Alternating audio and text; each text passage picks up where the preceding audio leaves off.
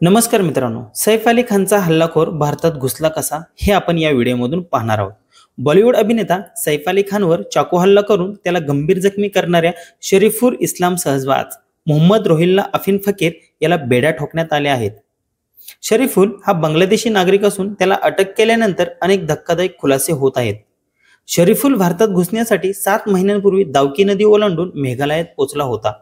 यानंतर SIM card खरेदी करण्यासाठी त्याने पश्चिम बंगालमधील रहिवाशाचं आधार कार्ड वापरलं होतं, असं वृत्त इंडियन एक्सप्रेस मुंबई पोलिसांच्या हवाल्याने दिलं आहे। 30 वर्षीय शरीफुलला सैफ अली खानवर हल्ल्यानंतर 3 दिवसांनी ठाण्यातून अटक केली आहे। चोरीच्या उद्देशाने वांद्रे येथील सैफ अली खानच्या घरात घुसलेले शरीफुलने सैफ अली खानवर चाकूने हल्ला केला। मुंबई पोलिसांनी सांगितलं आहे की बेकायदेशीरपणे भारतात प्रवेश केल्यानंतर शरीफुलने आपले नाव बदलून बिजॉय दौस नाव ठेवलं होतं। प्राथमिक चौकशीत आढळून आलं आहे की फकीर ज्या सिम कार्डचा वापर करत होता तो पश्चिम बंगालमधील खुकुमोनी जहांगीर शेख या नावाने नोंदणीकृत होता। पोलीस सूत्रांचा हवाला देत द इंडियन एक्सप्रेसने वृत्त दिलं आहे की फकीरने सिम कार्ड मिळवण्यासाठी शेखरच्या आधार कार्डचा वापर केल्याचा संशय आहे। तो काही आठवडे पश्चिम बंगालमध्ये फिरला आणि स्वतःसाठी आधार कार्ड बनवण्याचाही प्रयत्न केला, परंतु तो त्यात अयशस्वी झाला। द इंडियन एक्सप्रेसने वृत्त दिले आहे की फकीरने पोलिसांना सांगितले की तो बांगलादेशात 12वी पर्यंत शिकला होता आणि नोकरीच्या शोधात भारतामध्ये आला। त्याने मेघालयातील भारत बांगलादेश सीमेवर असलेली दावकी नदी ओलांडून भारतात प्रवेश केल्याचा दावा केला। येथे तो बिजॉय दस या बनावट ओळखपत्राने गेला होता। कागदपत्रांची गरज नाही अशा नोकरीची निवड बंगालमध्ये काही आठवडे घालवल्यानंतर तो नोकरीच्या शोधात मुंबईला आला। फकीरने कोणतीही कागदपत्रे लागणार नाही अशाच नोकऱ्या शोधल्या।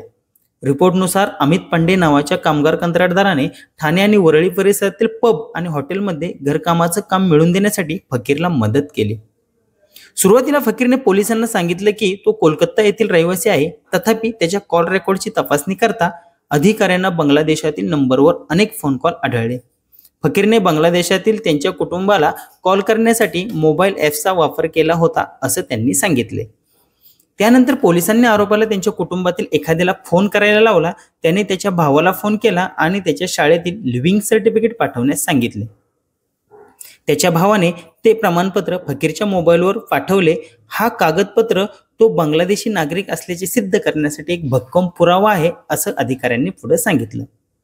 सैफ अली खानच्या घरात प्रवेश करण्यापूर्वी आरोपींनी जवळच्या दुसऱ्या बॉलिवूड सुपरस्टारच्या बंगल्यात घुसण्याचा प्रयत्न केला होता, पण कुंत्रे भुक्कू लागल्याने त्याला यश आलं नाही।